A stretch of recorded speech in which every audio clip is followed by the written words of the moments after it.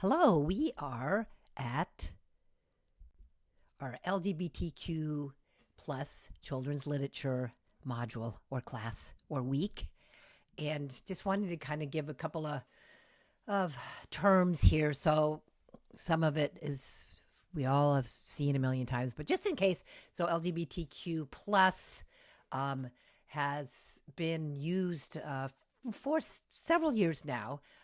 LGBT was around since the 1990s, and that stands for lesbian, gay, bisexual, transgender. And then we added, excuse me, we added a couple of more things by putting the Q and the plus in there. That just gives us a little bit broader diversity in terms of representing everyone that kind of falls under LGBTQ plusness.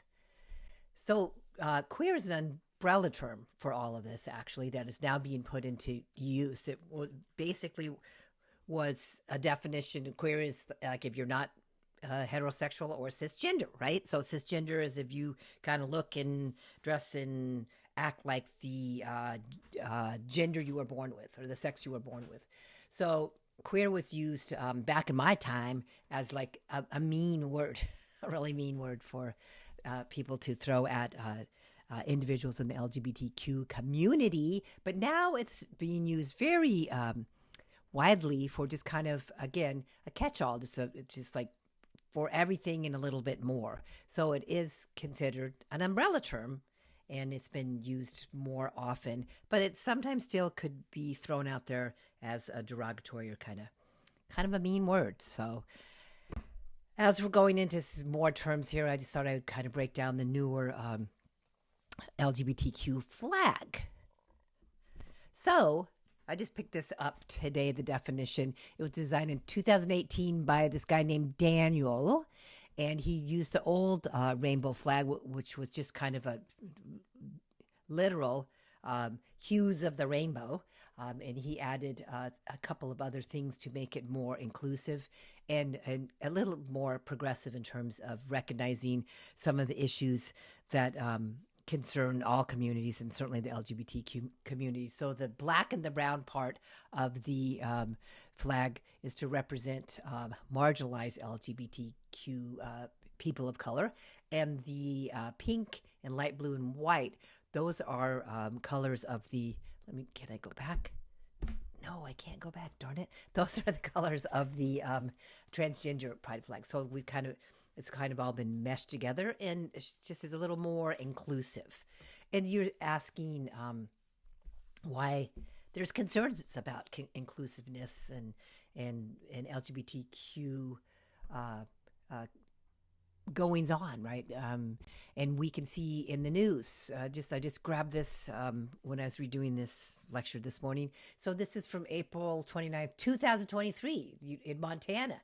They're signed and approved a bill that bans transgender medical care for youth. It's really huge thing. And this one is from April 18th. Florida expands Don't Say Gay. House okays anti-LGBTQ bills. This one is a little bit older.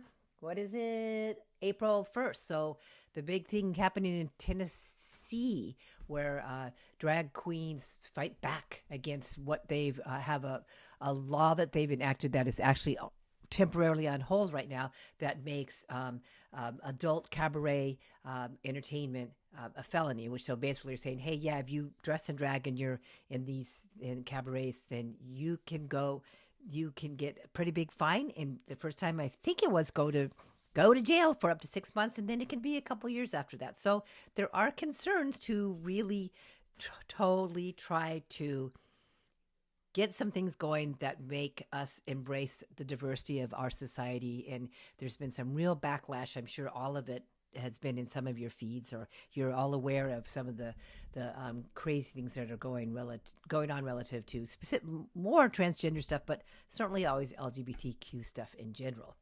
So this quote I like: the dominant attitude among adults in school communities that topics related to gays and lesbians are not relevant to young children's lives, and that the discussions of such topics is inappropriate for children. Why do I read those things?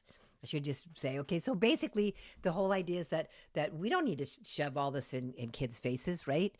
They don't need this, but the deal is that the reality is that kids are impacted by anti-gay prejudice, like LGBTQ hatred, because it's all around right now, and they pick up on all this stuff, right? Or they're part of the community, or their parents are part of the community, or some family members are part of the community. So it's not like it isn't around, and that's something that we really need to look at more. And where we can look at that to make it better, to do a little bit of healing, right? A little bit of social justice, is to look at representation in children's books for LGBTQ representation. So this is kind of considered a myth, right? That kids, they don't need to see this kind of stuff. And it's been deemed wrong for all sorts of reasons, right? So the Human Rights Campaign Foundation conducted a study of 12,000 LGBTQ plus youth from 13 to 17 years of age in the whole U.S. of A, talking about how, or reflecting how LGBTQ children or children in LGBTQ families sometimes feel isolated, and specifically if they're LGBTQ, that some of the stats are alarming, very alarming, right? So 77% of LGBTQ youth reported feeling down or depressed, 95% can't sleep, 70% felt hopeless and worthless, 26% said that they kind of feel safe in their classroom. That's a debatable one these days, right? But only 5% felt that their school staff and teachers were supportive of their identity. And so there's some major things going on with all of that, and there's things that we need to do. And we need to realize, right, that the world is full of LGBTQ folks, right? And that we need to represent our diverse society. And we need to give support and validation and love and all of that to LGBTQ kids and their families. And how do we do that? We can do it with books. I think it's like I've just said before, we could save the world with really good own voice, multicultural children's books, right? Picture books and chapter books, all of them, because it's an important vehicle, and it's really an easy vehicle too. It's a colorful, interesting vehicle if it's done right.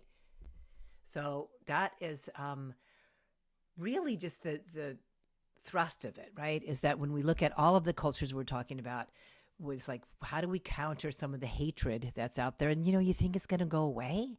I mean, like as a queer, and a very old one at that, excuse me, I didn't have it too bad in the 70s when I, realized that I was gay. It wasn't too bad, but it was bad for a lot of people all over the place. History shows that it was bad. I've been pretty lucky, but hasn't been the case. And you think it improves, and then you get these, 3 steps forward, like 15 steps back with everything that's going on right now. So it's kind of a crazy world that we're in right now, specifically in the United States, for all sorts of reasons. So what do? We get people to understand more what's going on with people that are not like you, and we do it through books. Not this one though. The gay BCs. This one is kind of jerky. It's kind of new, but it's still I don't know. I'll just say not this one for me. So we want books more like this, like a good story, right? It's a great story with good representation, with folding in people. And so, this example is just two gay dads and their kid and their neighborhood, and just different things happening to all of them, and interesting things, not an isolated experience. So we want those kind of books, and not books like this, which is really the start of, with the exception of a couple of books, this was the start of the whole at the time gay and lesbian books in the 70s. It was just it started in the 70s up till fairly recently, maybe about 15 years ago, quite honestly. They've gotten better more recently. But so I don't know why I'm always coughing in this thing. Sorry. The deal is that that the first LGBTQ books were just kind of didactic, meaning they're just going to tell you everything on the cover of the book, right? They're just going to give you that whole story. It's kind of a boring story because they're mostly going to be talking about, like, I have gay parents, or, my dad's gay, or, I have two moms, that kind of thing. And so that was kind of the entrance of LGBTQ books into our canon of children's literature. There were some exceptions that were pretty cool and interesting, but pretty much was kind of like this. And I just love this quote, so I'm going to read this one. Hansel and Gretel is a story about abandonment and how smart children can save themselves. But it wasn't titled "Daddy Dumped Me in the Forest," right? You get Hansel and Gretel. You don't get the big reveal all on the cover of the book. And so that's what was happening with so many of the at the time, the lesbian and gay themed books, that it was just all about this, like Daddy's Wedding, My Two Uncles, All Families Are Different, Who's in a Family, All Families Are Special. So lots of stuff about families, right? Kind of a little bit like the disability children's literature lectures, that we're just going to just like do big reveals and just like kind of punch it into your face. And it's more of a how-to manual. You look it up and like, here's why I have two daddies, or, things like that. So there was one kind of interesting book from 1989 that made it through with a storyline. And it's kind of cool. It wasn't like, okay, so this little girl, Heather, has two mommies, but she has two of a lot of things. And that's what the book is about, and not just kind of shoving it into your face, but just it had a storyline, interesting illustrations. I thought they revamped it. I'll show you the newer illustrations, but interesting moms. And Heather Has Two Mommies was considered one of the most banned books from 1990 to 2009. So I have this video that I want to share, but I just am worried about showing it this way. So I'm going to add it to the Canvas site so that you can look at it too, because it's just a pretty interesting take on, like, what's the big deal? But this book was banned, and the author tells us a bunch of ways of how people destroyed this book. So it's pretty interesting. So I'd like you to take a peek at that.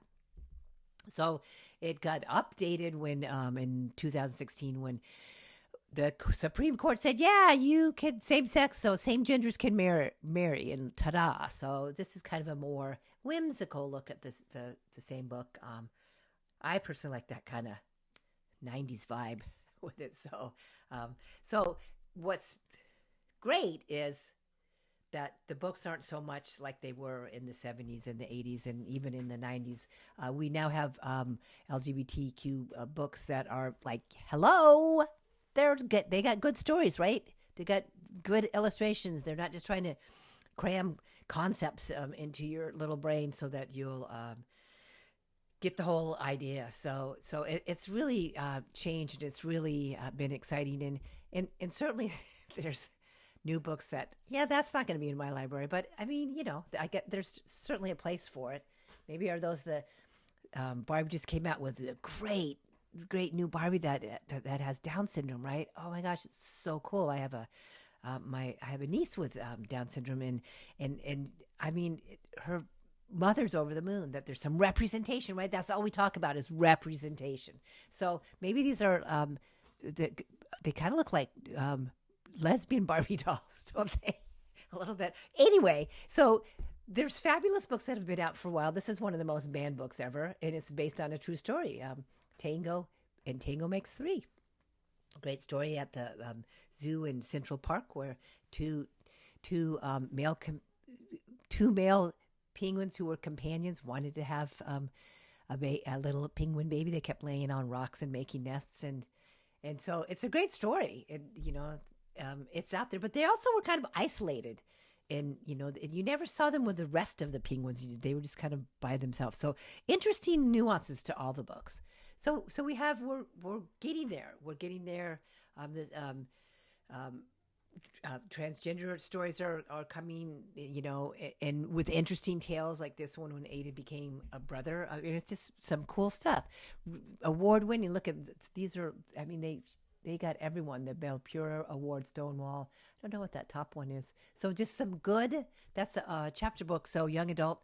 So some good and exciting things out there for sure. I had this stat, and when I was digging around, I was hoping to get something past 2019 in terms of a like really great pie chart sort of thing, which, wow, COVID just really messed up our ability to get some good stats. I can tell you it hasn't recovered yet.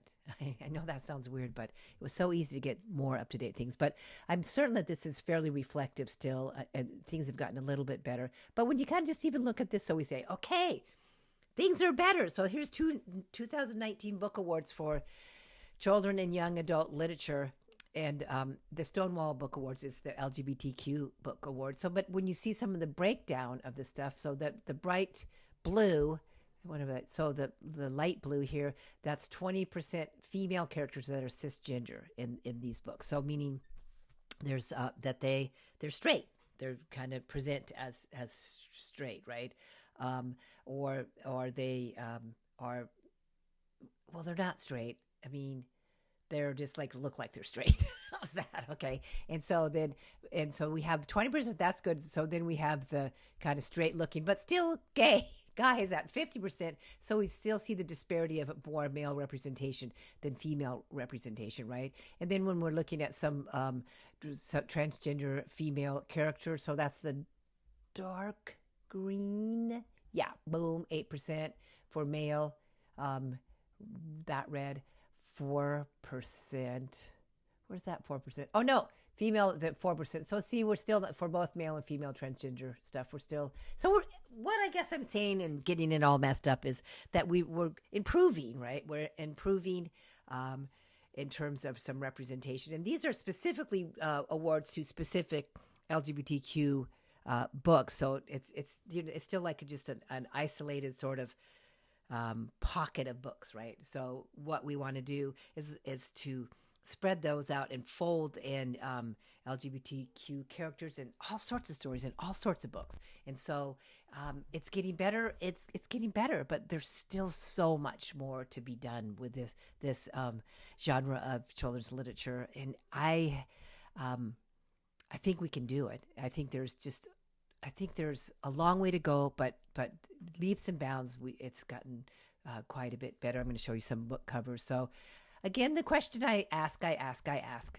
how do we help counter sexist, racist, ableist, and LGBTQ phobic messages?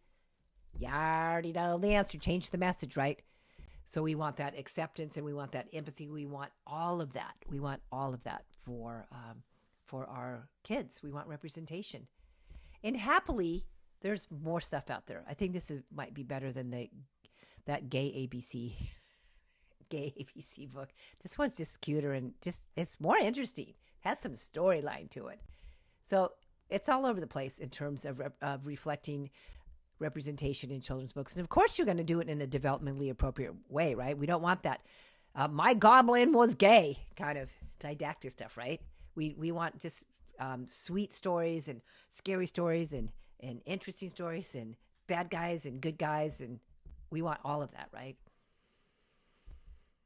This fabulous book, as you've reviewed, and we've got more books reflecting the history of the LGBT community in terms of things that have happened.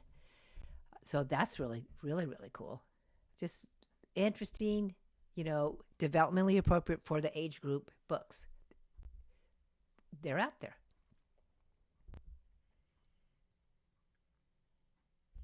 And what's really fabulous are the young adult books, because they really tackle everything. And they have like at least almost 2 decades, they really have. So there's some great stuff out there. And of course, you can get a little more intense and specific when the kids get older. Again, age appropriate, developmentally appropriate. This is just another fabulous book, and there is a fabulous little YouTube that I want to share with you by the author. So I'm going to put that in Canvas as well. It's just really, it's really cool what she says, in terms of,